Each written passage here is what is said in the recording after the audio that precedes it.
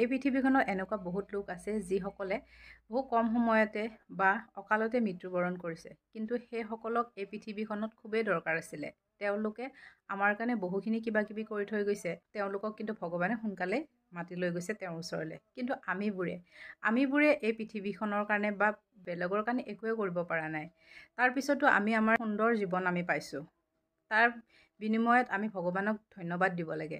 আমি বেলেগৰ কাৰণে একো কৰিব নোৱাৰিলেও নাই, কিন্তু ভগৱানে যে আমাক এটা সুন্দৰ পৰিয়াল দিছে, সেই পৰিয়ালটোতো আমি সুন্দৰভাৱে চলাই নিব পাৰোঁ। নিজৰ আমাৰ ল'ৰা ছোৱালী আছে, নিজৰ স্বামী এজন আছে, নিজৰ শাহু শহুৰ আছে, মা দেউতা আছে, এই সকলকতো আমি ভালকৈ সেৱা শুশ্ৰূষা কৰিব পাৰোঁ ন।